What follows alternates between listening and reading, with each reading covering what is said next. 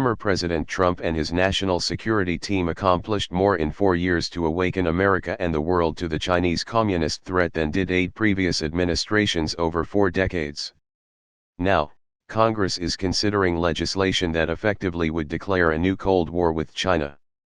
The Strategic Competition Act, co-authored by Sens, Robert Menendez, D-N.J, and James Risch, R-Idaho, is an unprecedented, bipartisan effort to mobilize all United States strategic, economic, and diplomatic tools to compete effectively with the People's Republic of China. It enshrines in legislative language the comprehensive bill of particulars against Beijing leveled by the Trump administration in a series of speeches led by Vice President Mike Pence and Secretary of State Mike Pompeo. In October 2018, Pence charged that Beijing is employing a whole-of-government approach, using political, economic and military tools, as well as propaganda, to advance its influence, benefit its interests in the United States and change the international order in their favor.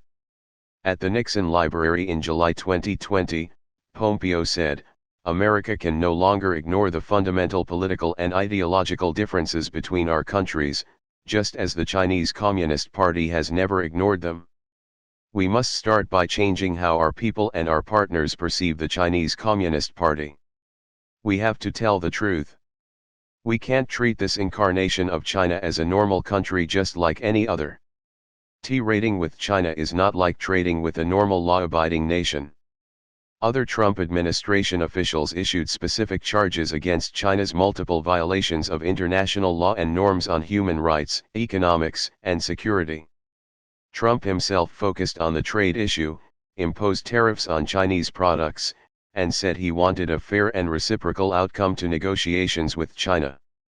In January 2019, he announced that China must open its market to U.S. financial services, manufacturing, agriculture, and other sectors. Without this, a deal would be unacceptable. The Phase 1 trade deal did not accomplish all those goals before the pandemic and the U.S. election intervened. The Biden administration retained the Trump tariffs, urging Beijing to honor its limited Phase 1 commitments and advance the more substantive trade objectives sought by Trump and his team. The Menendez-Risch legislation almost sets up a Congress executive branch contest on who can be tougher on China. There has been no shortage of discussion in recent years about the need to reimagine our nation's competitive posture towards China. There has, however, been a lack of results, until today.